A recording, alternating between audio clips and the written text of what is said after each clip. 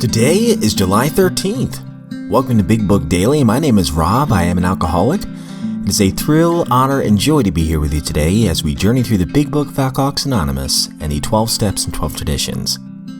Today out of the Big Book, we are going to continue our journey through Chapter 1, Bill's Story, by reading page 4. And out of the 12 and 12, we're going to continue our journey through Step 2 by reading page 32.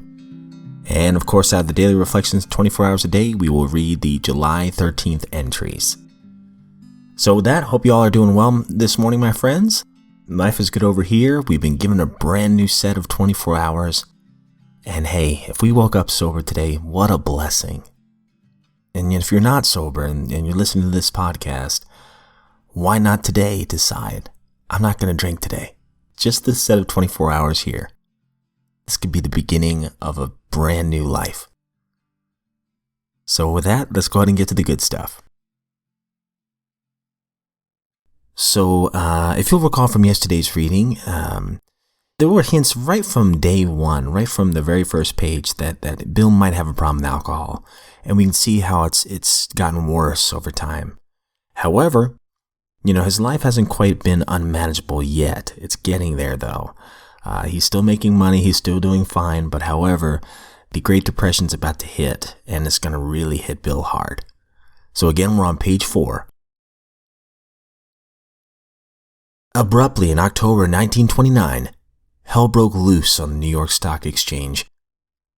After one of those days of inferno, I wobbled from a hotel bar to a brokerage office. It was 8 o'clock, 5 hours after the market closed. The ticker still clattered. I was staring at an inch of tape which bore the inscription XYZ -32. It had been 52 that morning. I was finished, and so were so many friends. The papers reported men jumping to death from towers from high finance. That disgusted me. I wouldn't jump. I went back to the bar. My friends had dropped several millions since 10 o'clock, so what? Tomorrow was another day. As I drank, that old fierce determination to win came back. Next morning, I telephoned a friend in Montreal. He had plenty of money left and thought that I had better go to Canada. By the following spring, we were living in our accustomed style.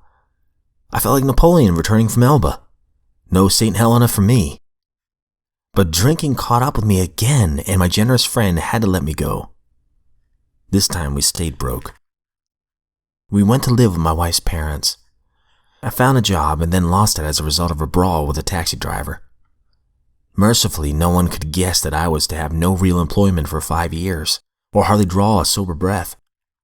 My wife began to work in a department store, coming home exhausted to find me drunk. I became an unwelcome hanger-on at brokerage places. At the 12 and 12, we're on Step 2. Came to believe that a power greater than ourselves could restore us to sanity. Page 32. The clergymen, doctors, friends, and families, the alcoholic who means well and tries hard is a heartbreaking riddle. To most AAs, he is not.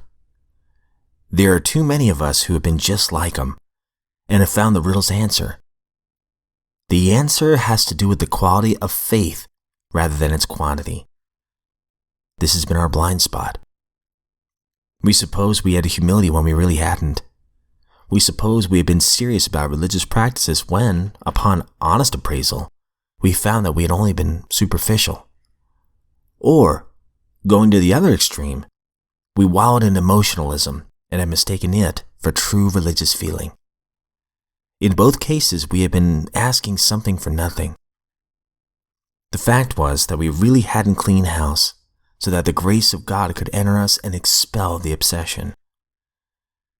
In no deep or meaningful sense had we ever taken stock of ourselves, made amends to those that we had harmed, or freely given to any other human being without any demand for reward.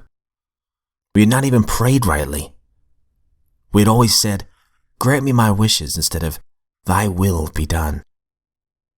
The love of God and man, we understood, not at all. Therefore we remained self-deceived and so incapable of receiving enough grace to restore us to sanity. Daily Reflection, July 13th. Humility is a gift. As long as we place self-reliance first, a genuine reliance upon a higher power was out of the question. That basic ingredient of all humility, a desire to seek and do God's will, was missing. 12 Steps and 12 Traditions, page 72. When I first came to AA, I wanted to find some of the elusive quality called humility. I didn't realize I was looking for humility because I thought it would help me get what I wanted, and that I would do anything for others if I thought God would somehow reward me for it. I try to remember now that the people I meet in the course of my day are as close to God as I'm ever going to get while on this earth. I need to pray for the knowledge of God's will today and see how my experience with hope and pain can help other people. If I do that, I don't need to search for humility. It has found me. 24 hours a day, July 13th. AA thought for the day. Before alcoholics come into AA, they are flying blind. But AA gives them a directed beam in the program. As long as they keep on this beam, the signal of sobriety keeps coming through. If they have a slip, the signal's broken. If they swing off course into drunkenness, the signal stops. Unless they regain the AA-directed beam, they are in danger of crashing against the mountain peak of despair. Am I on the beam? Meditation for the day. Be expectant. Constantly expect better things. Believe that what God has in store for you is better than anything that you've ever had before. The way to grow old happily is to expect better things right up to the end of your life, and even beyond that. A good life is a growing, expanding life, with ever widening horizons, an ever greater circle of friends and acquaintances, and an ever greater opportunity for usefulness. Prayer for the day.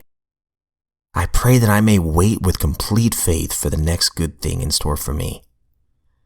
I pray that I may always keep an expectant attitude toward life. All right, we will stop there today. What a great set of readings. I really like the daily reflections. It says here, I need to pray for the knowledge of God's will today. So that's one practical thing I can say. God, what is your will today? And see how my experience with hope and pain can help other people. That's carrying out the message, really. And if I could do that, I don't need to search for humility. It has found me. If I can tell people about my experience, and I could tell people about the joy and the hope that I have today in sobriety, it's a good day. I'm helping somebody else out there that desperately needs help.